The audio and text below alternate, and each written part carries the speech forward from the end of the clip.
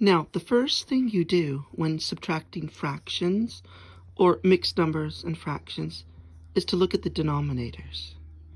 Notice in this one, the denominators are the same. So we just start subtracting.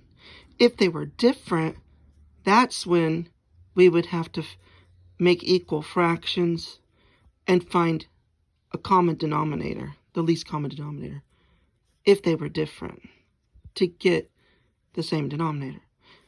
But we don't have to do that in this one. So we can just start subtracting. But when we look at our numerators, we're having to subtract a 3 from 1. And we can't do that. So that means we have to borrow. So we borrow from the 7. Borrow from the 7. And the 7 becomes 6. Okay? 7 becomes 6. So we borrowed one whole number. So look at the denominator. What would make one whole if we're looking at fourths?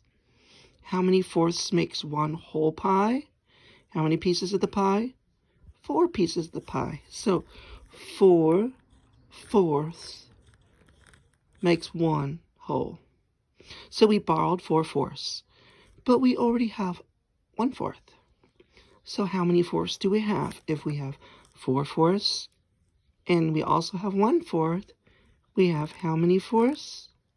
Yes, we have 5 fourths. So I rewrite it over here, put an equal sign, 5 fourths. All of that is 5 fourths. And I'm going to go ahead and take my whole number and bring it over here too, to simplify it and make it easier.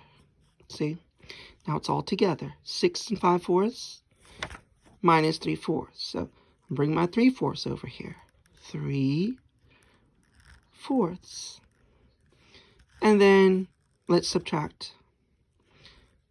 The denominators are the same. Now I can subtract, and it's okay because I can take 3 from 5. 5 minus 3, 2. The denominator always stays the same, 4. And then I look at the 6. There's nothing there. So I just bring the 6 down. 6 minus nothing, 6. Now I look at this and always check. Is it proper? Yes. Can it be reduced? In this one, I need to reduce it. 2 fourths can be reduced.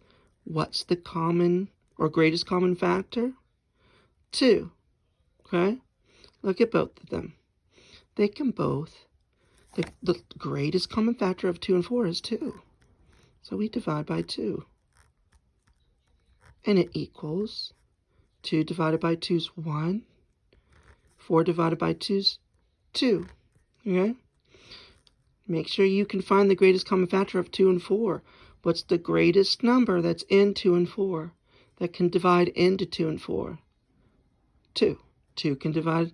There's not a bigger number that can go into 2 and 4 evenly. So that's how we know it's 2. So the answer is 6.5. So let me rewrite it. At the end, always rewrite it with the whole number next to the reduced fraction. 6 1/2. And I'm going to circle my final answer. And there you have it.